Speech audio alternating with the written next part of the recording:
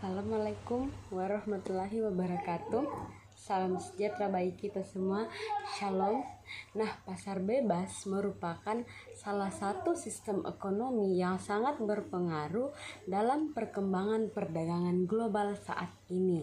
Dalam sistem ini, kegiatan jual beli barang dan jasa dilakukan tanpa banyak campur tangan dari pemerintah, sehingga harga ditentukan secara alami oleh mekanisme permintaan dan penawaran.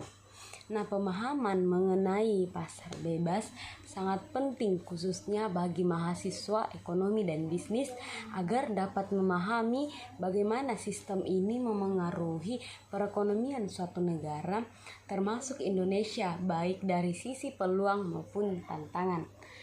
Nah, sebelum saya melanjutkan penjelasan saya tentang pasar bebas, di sini saya yang akan memandu video kali ini. Saya atas nama Mary Krisma Malang dengan NIM 246020414 dari Prodi Akuntansi Fakultas Ekonomi dan Bisnis yang merupakan mahasiswa dari Universitas Indonesia Timur Makassar. Nah, melalui video ini saya akan menjelaskan secara ringkas mengenai pengertian pasar bebas, prinsip-prinsip yang mendasarinya, serta dampak dalam konteks ekonomi global dan nasional. Selamat menyaksikan, semoga video ini bermanfaat bagi kita semua. Pembahasan yang pertama ialah pengertian dan konsep pasar bebas. Nah, di dalam pengertian dan konsep pasar bebas ini terdapat beberapa poin yang akan saya bahas. Yang pertama, definisi pasar bebas secara ekonomi. Nah, pasar bebas adalah suatu sistem ekonomi di mana keputusan-keputusannya seperti produksi, distribusi, dan konsumsi barang dan jasa sepenuhnya diserahkan oleh mekanisme pasar tanpa campur tangan atau regulasi signifikan dari pemerintah. Nah, harga barang dan jasa terbentuk murni berdasarkan interaksi antara kekuatan permintaan dan penawaran. Nah, pasar bebas merupakan bentuk ideal dari ekonomi pasar di mana setiap individu dan pelaku usaha memiliki kebebasan penuh dalam menjalankan kegiatan ekonomi, termasuk menentukan harga, jumlah produksi, memilih supplier, menjual produk kepada siapa saja, dan menetapkan strategi bisnis. Pemerintah dalam pasar bebas hanya berperan sangat minimal, biasanya hanya dalam menjaga stabilitas keamanan, penegakan hukum, dan perlindungan hak milik. Nah, sistem ini berakar dari teori ekonomi klasik yang dipelajari oleh tokoh seperti Adam Smith yang memperkenalkan konsep invisible hand atau tangan tak terlihat, yaitu kekuatan alami yang pasar yang akan menyimbangkan diri sendiri tanpa perlu campur tangan eksternal atau dari luar. Dengan kata lain, ketika setiap individu bertindak demi kepentingan pribadi, secara tidak langsung mereka juga berkontribusi terhadap efisiensi dan kemakmuran masyarakat secara keseluruhan. Ciri-ciri pasar bebas ialah yang pertama, harga ditentukan oleh pasar, tidak ada intervensi harga oleh pemerintah. Yang kedua, kebebasan berusaha atau siapa saja boleh memproduksi dan menjual barang dan jasa. Yang ketiga ialah persaingan sempurna. Nah, banyak penjual dan pembeli, tidak ada yang mendominasi pasar. Ciri yang keempat ialah motif laba. Nah, pelaku ekonomi berorientasi pada keuntungan. Yang kelima ialah minimnya campur tangan pemerintah. Nah, pemerintah hanya mengatur hal-hal dasar seperti hukum, keamanan, dan perlindungan hak milik. Dan yang kelima ialah kepemilikan pribadi. Sarana produksi dimiliki oleh pribadi, bukan oleh negara. Nah, contoh negara dan implementasi yang sudah melakukan pasar bebas ialah beberapa negara yang dianggap menerapkan sistem ekonomi yang dekat dengan pasar bebas, antara lain Amerika Serikat, Hong Kong, Singapura, dan Swiss. Namun di dalam praktiknya tidak ada negara yang benar-benar murni 100% menerapkan pasar bebas. Semua negara tetap melakukan intervensi tertentu dalam batasan tertentu, terutama untuk melindungi kepentingan umum, menghindari monopoli, serta menjaga stabilitas ekonomi dan sosial. Poin yang kedua ialah dasar filosofis dan ideologi atau liberalisme ekonomi. Nah, liberalisme ekonomi adalah sebuah ideologi dan pandangan filosofis dalam bidang ekonomi yang menekankan pada kebebasan individu, pasar bebas, dan minimnya intervensi pemerintah dalam aktivitas ekonomi. Ideologi ini muncul sebagai respon terhadap sistem ekonomi yang terlalu dikendalikan negara dan berkembang seiring dengan munculnya kapitalisme modern di abad ke-18. Nah, dasar filosofis liberalisme ekonomi. Nah, liberalisme ekonomi berpijak pada beberapa prinsip filosofis utama. Yang pertama ialah kebebasan individu atau individual liberty. Yang kedua ialah setiap individu memiliki hak untuk memilih, bertindak dan membuat keputusan ekonomi secara bebas tanpa paksaan negara selama tidak merugikan orang lain. Yang ketiga ialah hak milik pribadi atau private property rights. Yang keempat ialah kepemilikan pribadi atas sumber daya ekonomi, tanah, modal, alat produksi adalah hal yang fundamental. Hak milik dianggap sebagai landasan kebebasan dan kemajuan.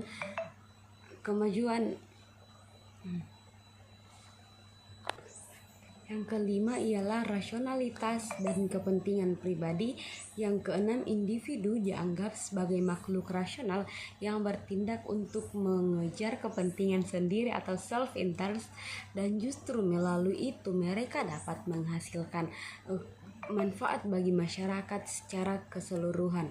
Yang keenam ialah pasar sebagai mekanisme alami atau invisible hand.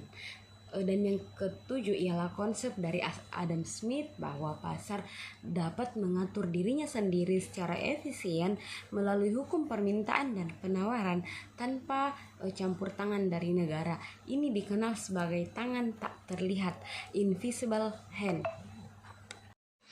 Yang ketiga ialah sejarah singkat perkembangan pasar bebas.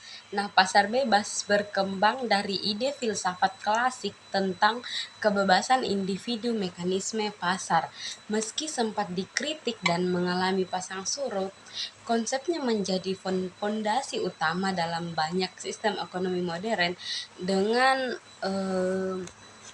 penyesuaian terhadap kebutuhan zaman.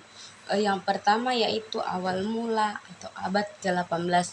Nah, konsep pasar bebas mulai dikenal luas pada masa revolusi industri dan berkembang dari pemikiran ekonomi klasik. Nah, tokoh utama seperti Adam Smith pada tahun 1776 melalui bukunya yaitu The Wealth of Nations mengemukakan bahwa pasar dapat mengatur dirinya sendiri tanpa intervensi dari pemerintah dan melalui mekanisme invisible hand atau tangan tak terlihat. Nah, gagasan utama dari awal mula abad ke-18 ini ialah kebebasan individu dalam ekonomi akan menciptakan efisiensi dan kemakmuran bersama. Nah, sejarah yang kedua ialah pada abad ke-19 atau liberalisme ekonomi meningkat. Nah, selama abad ke-19, banyak negara Eropa dan Amerika Serikat mulai mendorong perdagangan bebas dan mengurangi peran negara dalam ekonomi. David Richard mengemukakan teori keunggulan komparatif yang memperkuat argumen perdagangan bebas antar negara. Nah, efek sampingnya ialah perdagangan internasional tumbuh dan kapitalisme pasar bebas menjadi sistem dominan di negara-negara barat. Nah, awal yang ketiga ialah awal abad ke-20, kritik dan intervensi negara.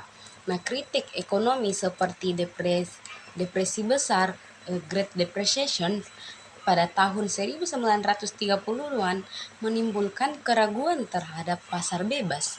Banyak negara mulai menerapkan intervensi pemerintah lebih besar seperti kebijakan New Deal di AS atau Amerika Serikat. Nah, gagasannya ialah negara perlu hadir untuk menstabilkan ekonomi dan melindungi masyarakat dari kegagalan pasar. Yang keempat ialah akhir abad ke-20, kebangkitan kembali pasar bebas. Pada tahun 1980-an, pasar bebas kembali naik daun menjadi kebijakan neoliberalisme yang didukung oleh pemimpin besar seperti Ronald Reagan di Amerika Serikat dan Margaret Thatcher di Inggris. Nah, didukung pula oleh ekonom seperti Milton Friedman dan Friedrich Hayek yang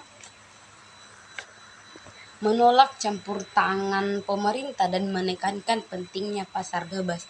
Nah, abad ke-21, globalisasi dan tantangan baru. Nah, pasar bebas menjadi bagian penting dari ekonomi global dengan pembentukan organisasi seperti WTO, World Trade Organization. Namun muncul tantangan baru seperti ketimpangan ekonomi, krisis keuangan global pada 2008, isu lingkungan dan keberlanjutan, serta proteksionalisme dan perang dagang. Nah, tantangan modernnya ialah menyeimbangkan kebebasan pasar dengan keadilan dan keberlanjutan lingkungan. Nah, pembahasan yang kedua ialah karakteristik pasar bebas. Dalam karakteristik pasar bebas ini, saya akan membahas beberapa poin penting. Yang pertama ialah kebebasan produsen dan konsumen. Nah, dalam sistem ekonomi pasar, terutama dalam pasar bebas, konsep kebebasan produsen dan konsumen menjadi salah satu prinsip utama. Keduanya memiliki peran penting dalam menentukan alur kegiatan ekonomi secara keseluruhan. Yang pertama, saya akan membahas tentang kebebasan produsen.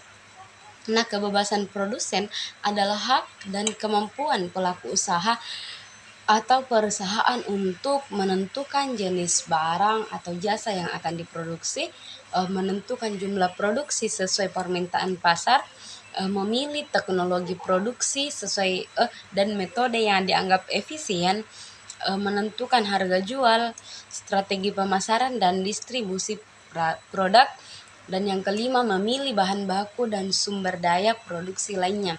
Contohnya ialah sebuah pabrik roti bebas memutuskan ingin memproduksi roti tawar atau roti manis dengan harga yang disesuaikan berdasarkan biaya dan permintaan konsumen.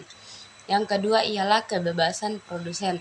Nah, kebebasan produsen ini dapat diartikan sebagai hak setiap individu atau rumah tangga untuk memilih barang atau jasa yang ingin dibeli sesuai dengan kebutuhan dan keinginannya.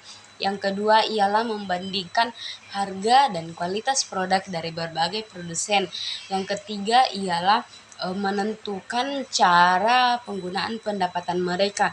Yang keempat ialah menghindari pembelian barang yang tidak sesuai dengan nilai atau preferensi mereka. Nah, contohnya seorang konsumen bebas memilih membeli sabun merek A atau B berdasarkan harga, aroma, dan kualitas yang diinginkan oleh konsumen tersebut. Nah, poin yang kedua ialah minimnya intervensi pemerintah. Nah, minimnya intervensi pemerintah artinya pemerintah tidak banyak campur tangan dalam kegiatan ekonomi, baik dalam produksi, distribusi, maupun konsumsi. Dalam sistem pasar bebas, peran pemerintah dibatasi seminimal mungkin dan sebagian besar keputusan ekonomi diserahkan kepada mekanisme-mekanisme pasar, yaitu interaksi antara produsen dan konsumen. Nah, ciri-ciri minimnya intervensi pemerintah dalam pasar bebas, yang pertama ialah penentuan harga diserahkan ke pasar atau mekanisme permintaan dan penawaran. Yang kedua ialah tidak ada pengaturan kuota produksi atau subsidi besar-besaran. Yang ketiga ialah pelaku usaha bebas bersaing tanpa banyak regulasi. Yang keempat ialah konsumen bebas memilih barang dan jasa yang diinginkan. Dan yang kelima ialah pemerintah yang bertindak sebagai pengawas terjadi pelanggaran pasar menulis. Minimnya intervensi pemerintah ialah yang pertama, mendorong efisiensi ekonomi. Yang kedua, menumbuhkan inovasi dan daya saing. Yang ketiga, memberikan kebebasan penuh pada pelaku ekonomi dan mengurangi beban anggaran pemerintah.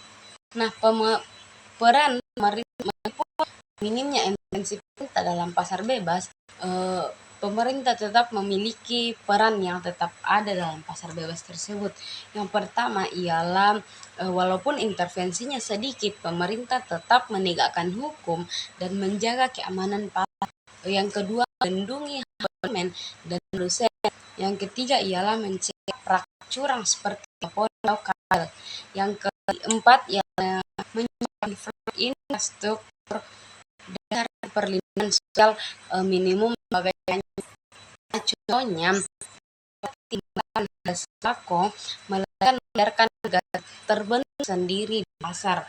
Contoh yang kedua ialah tidak mewajibkan perusahaan menggunakan bahan tertentu asalkan tidak melanggar negara. Poin yang ketiga ialah mekanisme harga sebagai penentu. Nah, mekanisme harga dapat diartikan sebagai proses terbentuknya harga barang dan jasa melalui interaksi antara konsumen dan peran produsen di pasar. Dalam sistem ekonomi pasar bebas, harga menjadi penentu utama bagi keputusan ekonomi, baik konsumen maupun produsen. Harga sebagai penentu yang adalah menentukan apa yang diproduksi. Nah, produsen akan memilih memproduksi barang yang harganya tinggi dan dinikmati karena lebih menguntungkan laku atau harganya turun cenderung. Kedua ialah menentukan bagaimana bahan diproduksi. Harga bahan produksi mempengaruhi pilihan teknologi atau metode produksi yang digunakan. Yang ketiga ialah menentukan untuk apa barang tersebut diproduksi. Nah, konsumen yang mampu membayar harga pasar akan memperoleh barang tersebut. Jadi, harga menentukan alokasi barang ke masyarakat. Yang keempat ialah sesuai pasar. Harga menandakan permintaan atau pakannya tetap berkurang. Jika permintaan menurun atau akan melimpah. Contohnya ini adalah saat harga petani terdorong mengambilnya harga produksinya untuk menghindari kerugian. Poin yang keempat ialah kepemilikan pribadi atas faktor produksi. Nah, kepemilikan pribadi atas faktor produksi berarti individu atau swasta yang pemerintah memiliki dan mengendalikan faktor-faktor produksi dan tanah, tenaga kerja, modal, keahlian atau entrepreneurship. Dalam sistem pasar bebas atau liberal, hak milik adalah milik bebas menggunakan atau aslinya untuk mendapatkan keuntungan. Nah, faktor produksi yang dimiliki secara pribadi pertama ialah tanah. Pemilik lahan bebas menggunakan tanah untuk pertanian, bisnis atau disewakan. Yang kedua ialah tenaga kerja. Ini jasanya kepada perusahaan atau membuka usahanya sendiri. Ketiga adalah modal. Orang memiliki mesin bangunan kendaraan atau investasi. Keempat ialah keahlian atau wirausaha. Siapapun boleh membuka usaha, risiko bisnis dan peroleh laba. Nah, contoh pertama itu seorang petani memiliki sawah sendiri menanam padi atau cabai. Yang kedua, seorang investor membeli mesin dan membuka pabrik produksi. Contoh ketiga adalah pemilik modal mendirikan dan menyewa tenaga kerja sesuai kebutuhannya. Yang kelima adalah persaingan alokasi sumber daya. Nah, persaingan dalam konteks ekonomi dalam kondisi di mana produsen dan penjual bersaing untuk menawarkan barang yang baik, menarik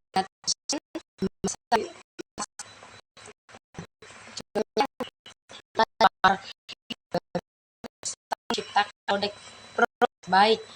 Perusahaan yang gagal bersaing akan kehilangan pasar dan sumber dayanya seperti tenaga kerja, modal, dan biaya produsen yang lebih efisien.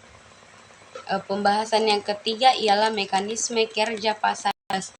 Dalam mekanisme pasar bebas ini terdapat beberapa poin penting. Yang pertama, permintaan dan penawaran. Permintaan penawaran berperan penting dalam menentukan harga pasar dan jumlah barang yang diperdagangkan. Mereka adalah dasar mekanisme pasar bebas. Nah, permintaan menunjukkan keinginan dan barang atau jasa. Penawaran menunjukkan keinginan dan kemampuan produsen untuk menjual barang atau jasa. Yang membentuk keseimbangan yaitu harga yang disepakati antara beli dan jual.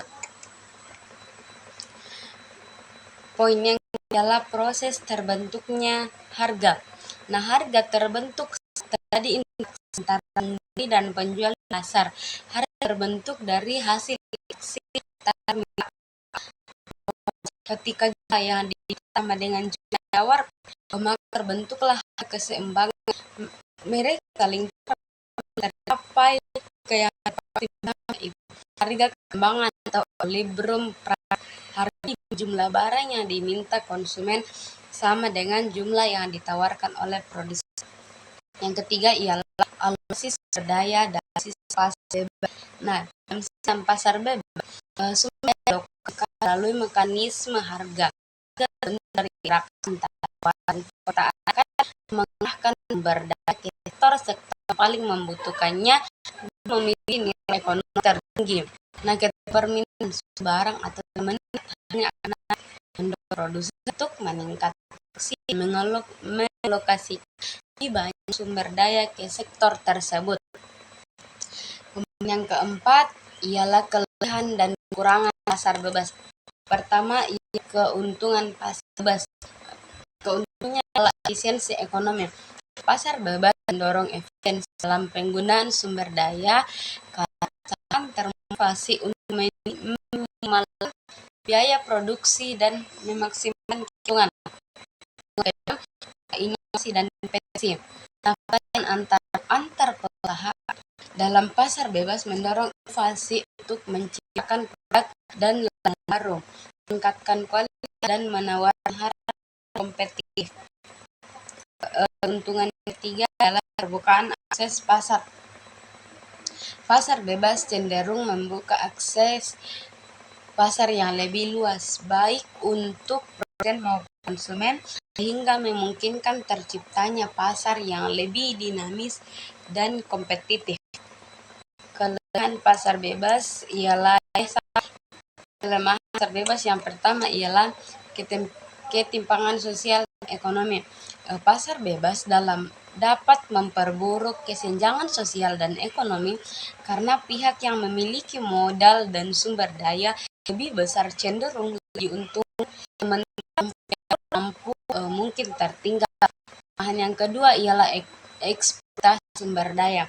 Orientasi pada keuntungan dalam pasar bebas dapat mendorong eksploitasi sumber alam secara berlebihan jika tidak diimbangi dengan regulasi yang tepat. Kelemahan yang ketiga ialah potensi monopoli dan kartel. Tanpa regulasi yang memadai, pasar bebas dapat memunculkan monopoli perusahaan besar yang dapat merugikan konsumen dan tingkat kecil menengah.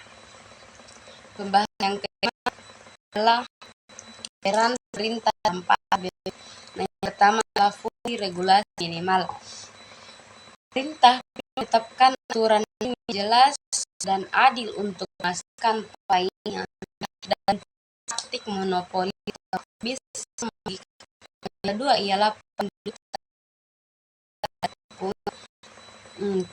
harus memastikan bahwa harus dilindungi dan praktis yang Yang ketiga, ialah dan standar. Pemerintah harus menekan untuk mencegah curang, korupsi, dan persaingan tidak dapat mekanisme dan hak usaha. Bahasan ialah penerapan dan dampak pasar bebas.